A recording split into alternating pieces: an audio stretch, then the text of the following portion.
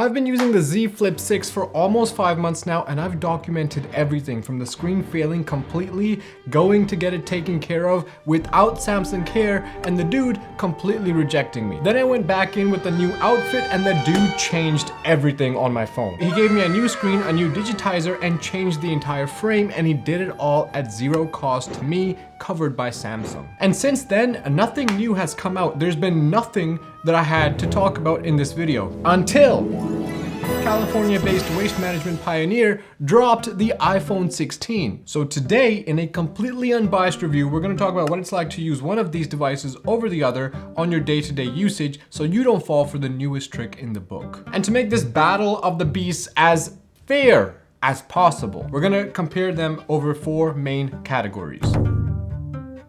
We're going to talk about how the devices compare, but we're also going to talk about the software. How is Android versus iOS in 2024 and moving into 2025? But before we do, ladies and gentlemen, please smash the subscribe button. It really helps grow a small channel like the Chilled Fossil, and it's free. Also, if you want to join our monthly giveaway where we give away free merch to any one of you guys anywhere in the world, make sure to also follow us on our Instagram at Chilled Fossil, and the winners are going to be announced there at the end of every month. So the mission here today is to pick the best phone possible as objectively as possible. And so let's start with some key metrics first, the battery life. iPhone, 3,582 milliamp hours. Z Flip 6, 4,000 milliamp hours. Don't fall for the propaganda, ladies and gentlemen. The Z Flip 6 has a substantially bigger battery, but I get in real life usage substantially more time. We're talking 4 hours extra of usage off of the iPhone 16. So how is that even possible?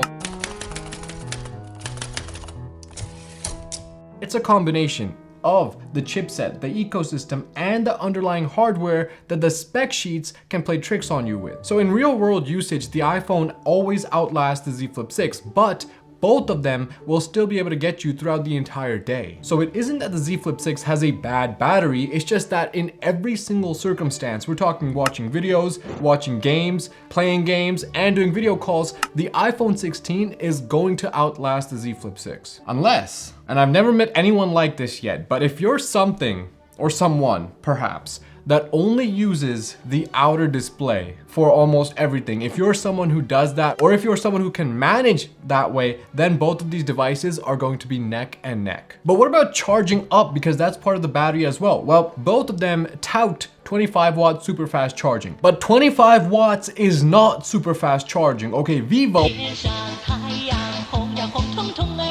is doing like 50 out here, okay, 65 even. So 25 watt is a thing of the past. So therefore, the obvious choice in the battery department is going to be the iPhone, ladies and gentlemen. It's objective. But all that battery has to power the display. So let's talk about the displays a little bit. Aside from my digitizer failing, let's just forget that. The display on the Z Flip 6 is absolutely beautiful, and it's been a beautiful display since the Z Flip 3. I've loved its crispy colors. The 6 has 120 Hz refresh rate, it's a Super AMOLED display, and it gets sufficiently bright. And aside from being an all-round pleasure, it's longer and narrower than the iPhone display. And so what that means, at least for me and my usage, is that whenever you're answering emails, it's super easy to answer emails or reply to anything because you have all this extra real estate to look at the email you're trying to reply to. And the same can go for reading articles and whatever else you might be doing. It's a lot easier because you have this like long and narrow display. And ladies and gentlemen, can we just mention there's a cover screen as well that is totally functional that I've been talking about since like 2021. So the outer display is legit. However, on the iPhone 16 Pro, and this is only on the Pro, you get this thing they want to call ProMotion, and it's really freaking good, okay? It looks nice. Animations are incredibly smooth, and the image quality as a whole is fantastic. There's a quality of depth to the iPhone display that the Samsung just doesn't have. And while I do prefer the longer and narrower display for productivity and split screen, for gaming, I prefer this ratio much more than the Z Flip 6. The narrower display puts a little bit more strain on your fingers than holding something that's a little bit wider. It's a little bit easier to palm. But one thing that's not talked about enough in the display category is display quality. We're talking about the physical build of the display itself. I mean, people used to in the past compare the Gorilla Glass and talk about like, you know, this has the latest Gorilla Glass, but that kind of phased out. Let's bring that back a little bit. Which display looks more fragile? That's right, it's the iPhone display. Unpopular opinion here, ladies and gentlemen. I think it's the iPhone display that's more fragile than the Z Flip 6 display, and I think it's way too obvious. Sure, I can fold my Z Flip 6 and I can slap it as well. I can also do this with it. Can you do this with your iPhone? But I've also dropped the Z Flip 6 twice now on the road. Once out of my window, I was trying to like tap into the garage, and once out of my pocket on pavement outside. And both times, the screen falling open has been in pristine condition. On the other hand, if you drop the iPhone 16 Pro, it's over. Don't look, don't check it. Let's move on with your life. And in addition, if something hard or brittle hits this display, it is going to shatter immediately because it's a super hard display. The Z Flip 6 display, it flexes. It has a little bit more give to it. So if you do, you know, get a piece of rock or something to scratch against it, the Z Flip 6, in my opinion, is going to be much more likely to outlast the display on the iPhone. Oh, and by the way, did I mention there's an extra display on the Z Flip 6? Give the display points to the Z Flip 6, ladies and gentlemen. Let's keep it moving. We talked about battery, we talked about displays, let's talk about the camera. Guys. 1, 2, right? 1, 2, 3. What do you want me to do? What do you want me to do? I can't do nothing for you here, okay? It's better.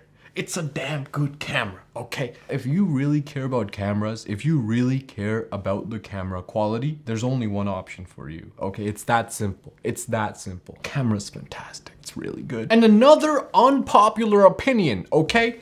About the camera, I think Samsung is relying way too much on the AI to cover its hardware deficit when it comes to iPhones. See, iPhones don't have a robust AI library, and we're gonna talk about those feature sets yet and what separates these two, but Samsung, we all know it has an insane AI library at this point. It's a very robust AI processing machine. However, it uses AI so much that in some pictures, even the background is sharp. And that sharpening of the foreground and the background, which makes it look unnatural, is because that AI is kicking in. It sees like a tree in the background and it'll make it look much more like a tree. And it'll keep doing that for things, while on the iPhone, there's no AI. So the foreground is gonna look sharp, but it is going to sufficiently blur the background and not have AI kick in and try to interpret whatever something in the back actually is and then try to bring it out, if that makes any sense. That's just something I noticed and I want to put it out there for you guys to discuss in the comment section below. Now let's talk about the build quality. Look, you might think this is obvious. You might think this is a very obvious winner, or you might not, but we're talking titanium.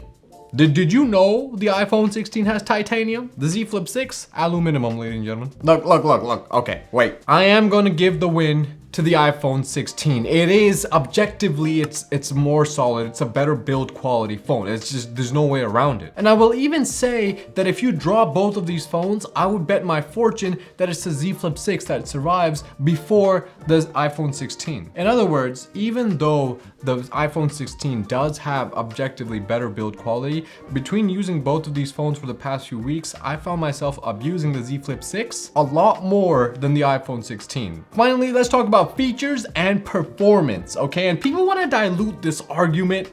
It's easy. The propaganda specs are going to tell you 12 gigs of RAM and the latest processor, 8 gigs of RAM and an older processor. And that's due to just different release cycles between Apple and Samsung. The truth is, both of them are neck and neck. I've done heavy gaming on both of them. I've watched hours of videos. We've had 16 tabs open and 10 apps open at once.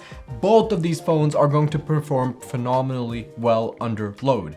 The one caveat though, the one thing you notice is that the iPhone 16 does get significantly warmer than the Z Flip 6. This just has this like chronic ability to stay as cold as possible, which is surprising to me. But the iPhone 16 does heat up a little bit faster and a little bit more than the Z Flip 6. But the reason the winner is obvious, is simple. It's because of AI. Welcome to the party. If you think AI features are a gimmick, you're a fool. From handwriting help, summarizing speeches and notes, reverse transcription, an incredibly robust picture and video editing software, and multitasking enhancements like edge panels and split screen, it's the Z Flip 6 that takes the win for feature sets. But it's not the Apple ecosystem, right? People love to say, but what about the Apple ecosystem? That argument is so old now, it's falling way too far behind. Think about it like this: the most revolutionary thing that Apple has done, in my opinion, in the past 3 years is introduce a USB-C, and you can get this in the iPhone 15 as well. Save yourself some cash. I mean, they added a few new things. They added this like camera slider, which even the most staunch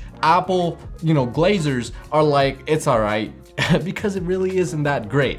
It's in a very weird position, both like this, you really have to reach it, and like this is not easy. It's just much easier to use the on display controls and this programmable action button. Now you can click it and open the camera. Very nice. Guys, we're over here using AI to do crazy things. We're introducing elements. We're doing circle to search. You might think, if you're an Android user, you might think, yeah, that's normal. Like, we do that every day. Apple doesn't have the circle to search. What are they doing? I would love to work at the R&D department at Apple. Like, imagine that. Guys, I think we should put a button on the phone. Like, come on, man. So here we have a solid device with a very boring OS and a slowing of recent innovation, lacking robust AI libraries, but with a legacy core ecosystem. Okay, we'll give it that. And here we have a foldable that's super cutting edge. It's so cutting edge that it fails at times. It seems really fragile, but all these YouTubers keep telling you it's solid. So which one is it? It's a very simple question. It's so easy. Would you rather fly in a normal airplane? Or would you fly in an airplane that flaps its wings? Okay, both of these airplanes are, approved by a competent government agency. That might be the most fictitious part of this question, but ask yourself that question. If you can't stomach the flapping, if that just makes you, uncomfortable, you don't want to go through it, just get yourself the boring ass slap phone. I won't judge. I'm not gonna judge you. Why would I do that? But if you're about some, a little bit of excitement that makes you uncomfortable at times, will betray you, maybe, and, everyone has different opinions about her, then maybe check out the Z Flip 6. I think this is going to change the way you look and operate with phones. Ladies and gentlemen, that's the end of this video. If you enjoyed, please make sure to smash the subscribe button. If you want to see me expose one of Samsung's deepest secrets and the newest trick in the book, click this video right here. Or if you want to see me roast some of the worst setups possible, check out this video right here. Until next time, take it easy. Peace.